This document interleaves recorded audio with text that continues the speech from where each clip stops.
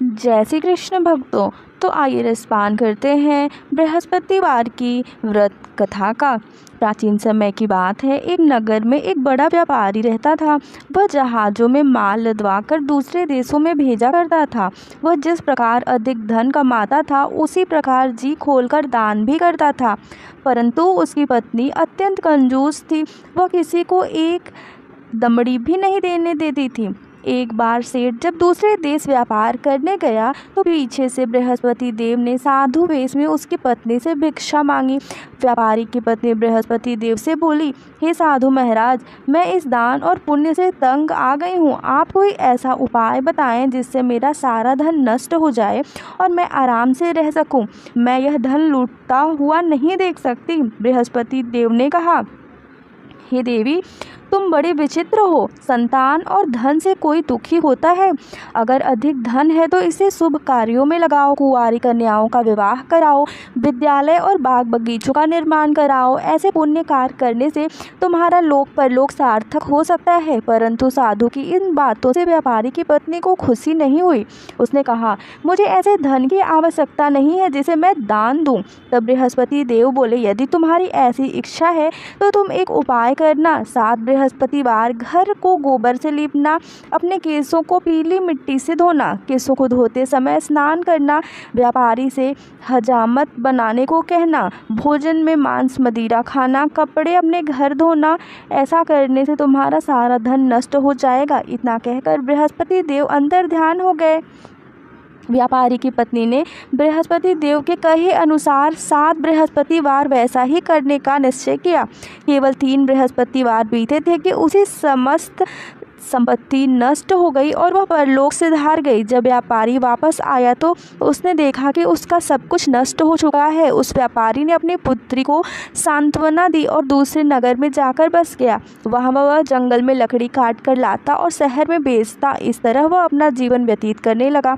एक दिन उसकी पुत्री ने दही खाने की इच्छा प्रकट की, लेकिन व्यापारी के पास दही खरीदने के पैसे नहीं थे। वह अपनी पुत्री को आश्वासन देकर जंगल में लकड़ी काटने चला गया। वहाँ एक वृक्ष के नीचे बैठ अपनी पूर्व दशा पर विचार कर रोने लगा। उस दिन बृहस्पतिवार था। तभी वहाँ बृहस्पति देव साधु के रूप में सेठ के पास आए और बोले, हे मनुष्य, तुम इस जंगल में किस चिंता में बैठे हो? तब व्यापारी बोला, हे महाराज, आप सब कुछ जानते हैं। इतना कहकर व्यापारी अपनी कहानी सुनाकर रो पड़ा। बृहस्पति देव बोले, देखो बेटा, तुम्हारी पत्नी ने बृहस्पति देव का अपमान किया था, इसी कारण तुम्हारा यह हाल हुआ है। लेकिन अब तुम किसी प्रकार की चिंता मत करो। तुम गुरुवार के दिन बृहस्पति देव का पाठ करो। 2 पैसे के चने और गुड़ को लेकर जल के लोटे में शक्कर डालकर वह अमृत और प्रसाद अपने परिवार के सदस्यों और कथा सुनने वालों में बांट दो। स्वयं भी प्रसाद और चंद्रामृत लो। भगवान तुम्हारा अवश्य कल्याण करेंगे। साधु की बात सुनकर व्यापारी बोला, महाराज, मुझे तो इतना भी नहीं बचता कि मैं अपनी पुत्री को दही लाकर दे सकूं। इस पर साधु जी बोले, तुम लकड़ियां शहर में बेचने जाना। तुम्हें लकड़ियां के दाम पहले से चौगुने मिलेंगे, जिससे तुम्हारे सारे कार्य सिद्ध हो जाएंगे। उसने लकड़ियां काटी और शहर में बेचने के लिए चल पड़ा। उसकी लकड़ियां अच्छे दाम में बिक गई, जिससे उसने अपनी पुत्री के लिए दही लिया और गुरुवार की कथा हेतु चना गुड़ लेकर कथा की ओर प्रसाद बांटकर स्वयं भी खाया। उसी दिन से उसकी सभी कठिनाइयां दूर होने लगी। परंतु अगले बृहस्पतिवार को वह कथा करना भूल गया। अगले दिन वहां के राजा ने एक बड़े यज्ञ का आयोजन कर पूरे नगर के लोगों के लिए भोज का आयोजन किया। राजा की आज्ञा अनुसार पूरा नगर राजा के महल में भोज करने आया, लेकिन व्यापारी व उसकी पुत्री तनिक विलंब से पहुंचे। अतः उन दोनों को राजा ने महल में ले जाकर भोजन कराया। जब वे दोनों लौट कर आए तब रानी ने देखा कि उसका खूंटी पर टंगा हार गायब है। रानी को व्यापारी और उसकी पुत्री पर संदेह हुआ कि उसका हार उन दोनों ने ही चुराया है। राजा की आज्ञा से उन दोनों को कारावास की कोठरी में कैद कर दिया गया। कैद में पड़कर दोनों अत्यंत दुखी हुए। वहां उन्होंने बृहस्पति देवता का स्मरण किया। बृहस्पति देव ने प्रकट होकर व्यापारी को उसकी भूल का आभास कराया और उन्हें सलाह दी कि गुरुवार के दिन कैद खाने के दरवाजे पर तुम्हें 2 पैसे मिलेंगे। उनसे तुम चने और मुनक्का मंगलवार मंगवा कर विधिपूर्वक बृहस्पति देवता का पूजन करना, तुम्हारे सब दुख दूर होंगे। बृहस्पतिवार को कैद खाने के द्वारा पर उन्हें 2 पैसे मिले। बाहर सड़क पर एक स्त्री जा रही थी। व्यापारी ने उसे बुलवाकर गुड़ और चने लाने को कहा। इस पर वह स्त्री बोली, मैं अपनी बहू के लिए गहने लेने जा रही हूँ, मेरे पास समय नहीं है।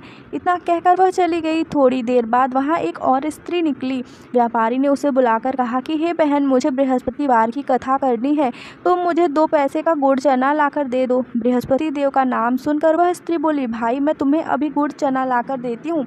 मेरा इकलौता पुत्र मर गया है, मैं उसके लिए कफन लेने जा रही थी, लेकिन मैं पहले तुम्हारा काम करूँगी, उसके बाद अपने पुत्र के लिए कफन लाऊंगी। वह स्त्री बाजार से व्यापारी के लिए गुड़ चना ले आई और स्वयं भी बृहस्पति देव की कथा सुनी। कथा के समाप्त होने पर वह स्त्री कफन लेकर अपने घर गई। घर पर लोग उसके पुत्र की लाश को राम राम सत्य है कहते हुए शमशान ले जाने की तैयारी कर रहे थे। स्त्री बोली, मुझे अपने लड़के का मुख देख लेने दो। अपने पुत्र का मुख देखकर उस स्त्री ने उसके मुंह में प्रसाद और चरणामृत डाला। प्रसाद और चरणामृत के प्रभाव से वह पुनर्जीवित हो गया। पहली स्त्री जिसने बृहस्पति देव का निरादर किया था, वह अपने पुत्र के विवाह हेतु पुत्र वधू के लिए गहने लेकर लौटी और जैसे ही उसका पुत्र घोड़ी पर बैठकर निकला, वैसे ही घोड़ी ने ऐसी उछाल मारी कि वह घोड़ी से गिरकर मर गया। यह देख स्त्री रो रो कर बृहस्पति देव से क्षमा याचना करने लगी।